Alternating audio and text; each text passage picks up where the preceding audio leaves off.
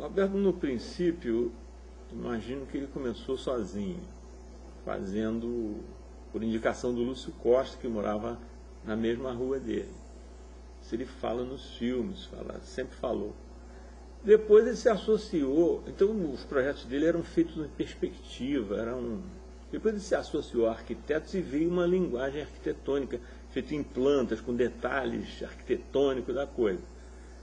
E depois ele se associou, ele brigou com muitos sócios, e os últimos foram José e Haru, que foram para lá como estagiários, como eu, mas depois eles galgaram e viraram sócios.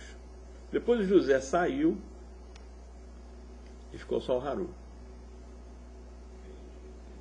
O projeto dele para passar para o âmbito federal, para fazer essa doação do sítio, foi, pela coisa que eu conversei com alguns funcionários, eu imagino que tenha sido a preservação da obra dele, mas dizem também que foi muito para preservar, que uma das condições era preservar os antigos funcionários dele, para manter isso, é verdade? Isso foi uma consequência, né? Foi uma consequência. Não foi uma condição, não. Então, ele botou como condição, porque não ia botar todo mundo na rua e botar novos, treinar todo mundo. Ele queria que a coisa continuasse funcionando, não tivesse uma parada. E basta dizer que dos sócios, dos herdeiros dele, dos 5 herdeiros, pessoa física, 2 são jardineiros e uma é secretária. Um era o sócio, Haru.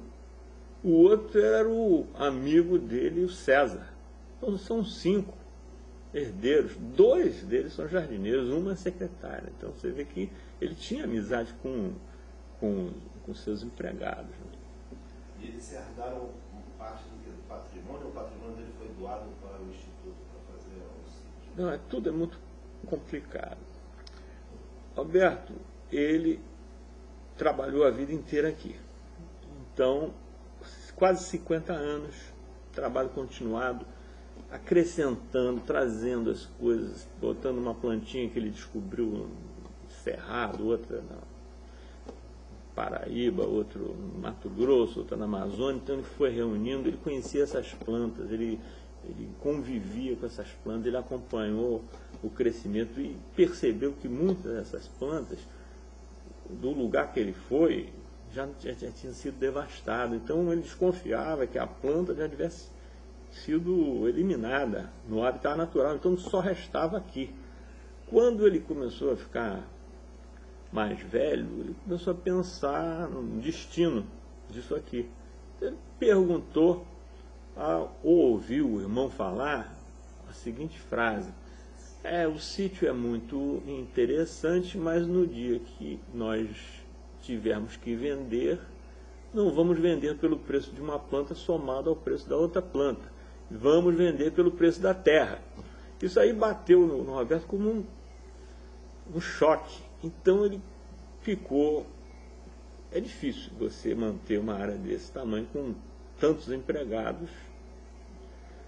Então ele sempre buscou, teve a ideia de uma fundação. Alguém falou para ele, faz uma fundação. Ele ficava imaginando uma fundação. E chegou a conversar, sempre falava, vamos transformar o sítio numa fundação. Aí ele falou assim, vinha o pessoal da Fundação Forra aqui, mas só que o Roberto, ninguém ajudou ele nisso. E o Roberto não era uma pessoa prática. Quer dizer, ele não era uma pessoa burocrática, prática ele era, mas não era uma pessoa burocrática. Ele não tinha paciência de ler um contrato. Isso não estava no espírito dele. Ele olhava para aquilo e ele preferia assinar do que ler aquilo. Então, ele não tinha ninguém para ajudar ele nessa doação, que era uma coisa só dele. Ninguém estava interessado. Tá. Então ele vinha para cá, o pessoal da Fundação Forra, e quem estava aqui para tratar disso? Só o Roberto. Bom, então, o que o Roberto fazia? Aquilo que ele costumava fazer, ele dava uma volta falando dos problemas do sítio, mostrando a beleza das plantas e toda aquela coisa.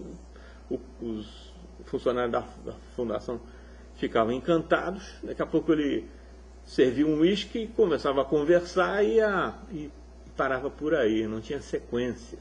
Então essa fundação Ford não quis ir adiante, porque não encontrou uma substância, uma firmeza naquilo. E também porque não existia uma planta do sítio com a delimitação do seu terreno perfeitamente definido. Era uma coisa mais ou menos. E eles usaram isso como desculpa, talvez, ou então foi por isso mesmo, não sei, mas consta que não tinha uma delimitação e o terreno não era uma coisa própria totalmente. Aqui tem negócio de posse, escritura. E havia uma escritura, mas não havia o limite do terreno. Então a coisa nunca foi para frente. E a Fundação Ford, na realidade, ela é uma multinacional, ou seja, não é uma multinacional, é um organismo institucional. Então, mas aí, a princípio seria, hoje em dia, então, estaria sendo administrada pela Fundação Ford, vamos dizer, se tivesse dado certo essa conversa, né? Se tivesse um prosseguimento, isso seria possível? Sim, claro. A Ford está falindo aí, né? Então o problema é esse. Bom, acontece que nessas excursões a gente cruzava o caminho de von Martius. Martius é um naturalista alemão que veio para o Brasil em 1817, fez uma viagem de 3 anos pelo Brasil. Depois ele foi para a Alemanha e continuou trabalhando o resto da vida com o material que ele coletou. O resultado desse trabalho foi a maior obra botânica já feita no mundo. E o maior trabalho feito em qualquer assunto de alguém sobre um país que não era o próprio. Então, uma obra monumental, a Flora Brasiliensis, 40 volumes deste tamanho, fartamente ilustrados com todas as plantas. Além disso, o von Martius teve a visão das províncias botânicas, ele conseguiu ter uma ideia das províncias botânicas, da fitofisionomia, e dividiu bastante adequadamente, mesmo não dispondo de satélite nem de avião, nada. Foi uma viagem que ele fez com o colega dele, o zoólogo Spix. Mas nessas excursões, de vez em quando a gente cruzava, porque o José Tabacô, ele tinha lido o livro e falou assim, von Martius passou por aqui. Então ficava aquela coisa interessante, estamos passando aqui com o Burle Marx e cruzando o caminho de von Martius. Então depois, quando chegou em 81, eu saí do escritório porque eu fui ser professor de paisagismo. Eu era estudante de arquitetura. Quando eu vi que tinha um professor tão bom quanto o Burle Marx, eu saí da arquitetura e me transferi para o curso de paisagismo, que era a primeira turma na Escola de Belas Artes.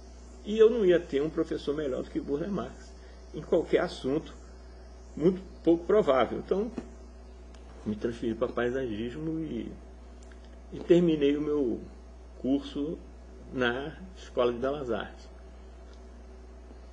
E, por que estou falando isso? Então, depois me chamaram para ser professor. Aí eu fui lá, fiquei sendo professor, saí do escritório, mas ia lá de vez em quando, fazia excursões também, de vez em quando ia lá conversar com o pessoal, vinha aqui no sítio também, que eram meus amigos. Então,